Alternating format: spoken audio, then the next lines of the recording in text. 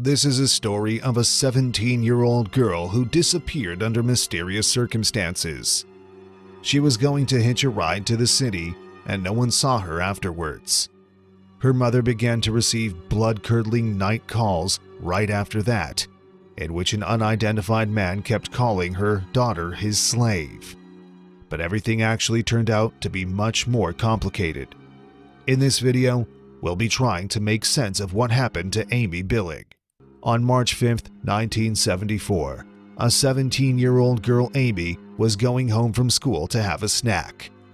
After that, she was planning to meet up with her friends. The girl called her father to ask him for some pocket money. After eating her lunch, she headed to her father's workplace. To get to his office, she needed to hitch a ride there. This decision turned out to be ill-fated.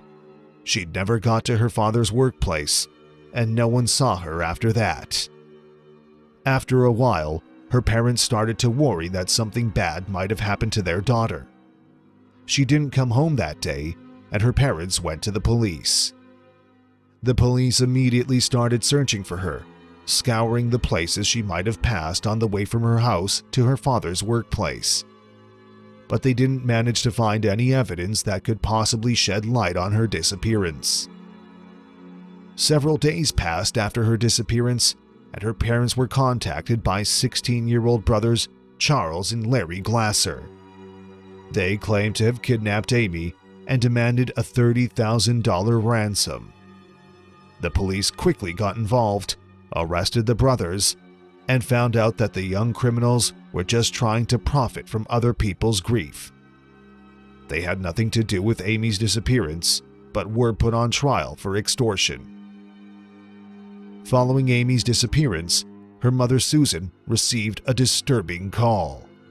An unidentified man told the woman that her daughter became his slave.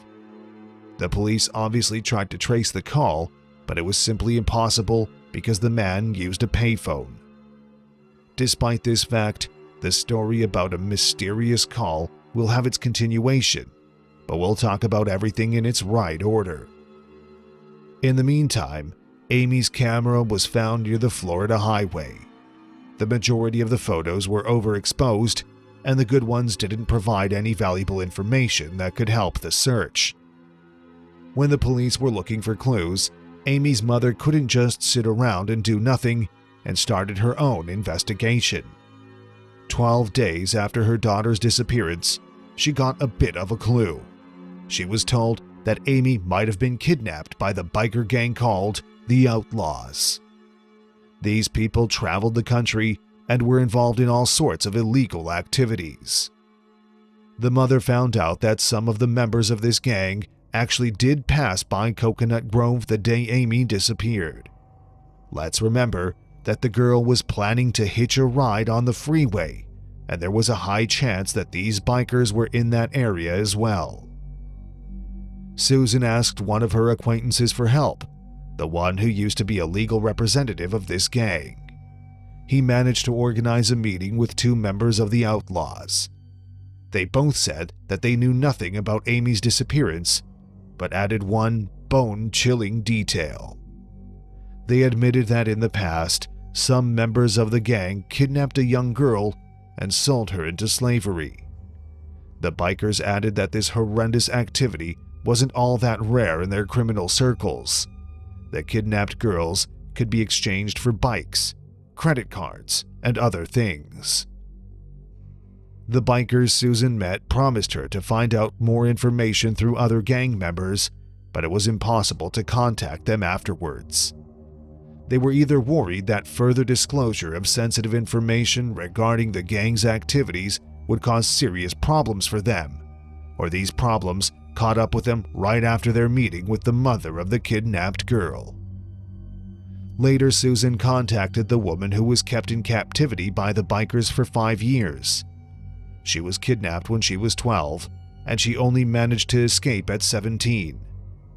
During this conversation, Susan became even more convinced that the members of this gang could really be involved in the disappearance of her daughter, but she didn't get any further clues. 3 months passed after Amy's disappearance, and all this time her mother kept looking for clues. She managed to find out that the members of the Outlaws gang were in Orlando, which was 155 miles away from Coconut Grove. Without a second thought, she headed there and started asking around, approaching dozens of people who could potentially know something. One time, she got a valuable clue. A cashier of a small convenience store looked at Amy's photo and said that she saw her in the company of at least 2 bikers. He added that the girl bought only vegetarian soup, and this information became critical for her. Amy was a vegetarian, and the cashier's words were all the proof the mother needed to be sure her daughter was still alive. Alas, this information didn't help her to track down her daughter, and the search process slowed down again. A year and a half passed after that moment before Susan received new information about the possible fate of her daughter. On January 9, 1976, she was contacted by a biker named Dave after he saw Amy's photo in a newspaper. He said that the girl belonged to him for a while and agreed to meet up with Susan in his house. The man was visibly nervous, but was still able to share some details. According to him, he bought Amy from another biker, and she lived with him for a while. Then Dave sold her to a different biker. It's hard to believe that we're talking about an actual human being right now, but this is exactly what Dave shared. To prove that he was telling the truth, he mentioned a scar on Amy's body, the one Susan never talked about publicly. Dave added that the girl was very quiet. The biker said that he might have a clue about who might be keeping Amy at the moment and promised Susan to try to contact that person. After 2 weeks, he called the woman and told her that he found out her daughter's location. According to Dave, Amy was in the city of Tulsa, Oklahoma. It was almost halfway across the country from Miami. He promised Susan to help her with her search, agreeing to meet her there. It's not entirely clear what motivated the person who kept the kidnapped girl as his slave. It could be that he was scared he'd face a serious jail time, or maybe he simply felt guilty. Dave and Susan met up in Tulsa and went to one of the local bars. According to Dave, Amy was supposed to be brought there. Alas, it never happened. A fight broke out while they were waiting, and Dave was injured. Other bikers led Susan out of the bar and put her in a taxi. She never saw Dave after that. However, the man later contacted her lawyer and said that Amy might be in Seattle. In 1977, Susan suffered a heart attack, but several months later headed to Seattle to continue searching for her daughter. She visited local tattoo parlors, biker shops, and bars. Some people recognized Amy from the photo and told her that they saw her. They also described the girl as very quiet and shy, which coincided with Dave's words. Alas, all of this didn't bring the mother closer to finding her daughter. Almost 2 years later, in winter 1979, Susan received a call from an unknown man. He said that Amy was at the truck stop near the city of Reno, Nevada. The caller added that the girl required urgent help. Susan immediately gave this information to the FBI, but they weren't able to locate Amy. Despite this, they found out that some biker gang actually did stay at that place, but it was unclear if the kidnapped girl was there with them. After that, there were no clues at all. All of Susan's attempts to find her daughter didn't bring her any closer to the truth. Nothing changed till 1992, when the woman contacted 2 private detectives. They told her that they found a man who offered them to buy a quiet and withdrawn girl. He didn't show any photos and later disappeared, once again leaving Susan with no valuable clues. Amy's father died from cancer that same year.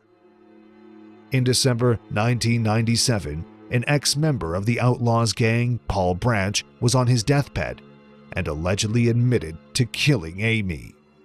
According to him, he and some of the other members of the gang kidnapped the girl, and hours later, she was already dead. This story seems suspicious because the only person who heard it was Paul's wife. Susan thought the woman made it up for money and publicity. But let's go back 2 years. Remember that call Susan received right after Amy's disappearance? The man said that the girl was with him and became his slave. She received calls like that on a regular basis for 20 years. He called the poor woman at night and told her about all the horrendous things he was doing to her daughter. This continued till 1995.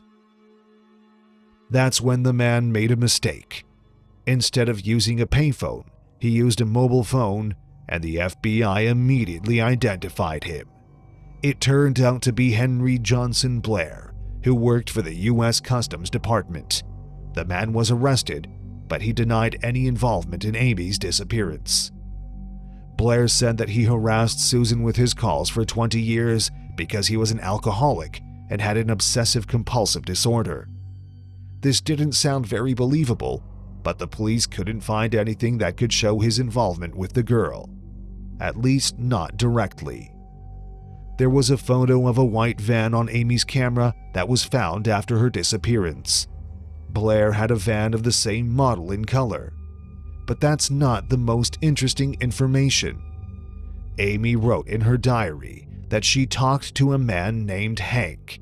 He promised to take her to South America, and Blair actually went there for work. And finally, his nickname was Hank. Despite the plethora of coincidences, the police couldn't find any real evidence against him. In the end, he was sentenced to just 2 years of prison for harassing Susan with his calls. What do we have in the end? There are 2 versions of Amy's disappearance. She was either kidnapped by the bikers or by Blair. There are massive clues supporting both theories, but there's still no hard evidence. The FBI views Blair as the main suspect. It remains unknown what he could possibly do to Amy.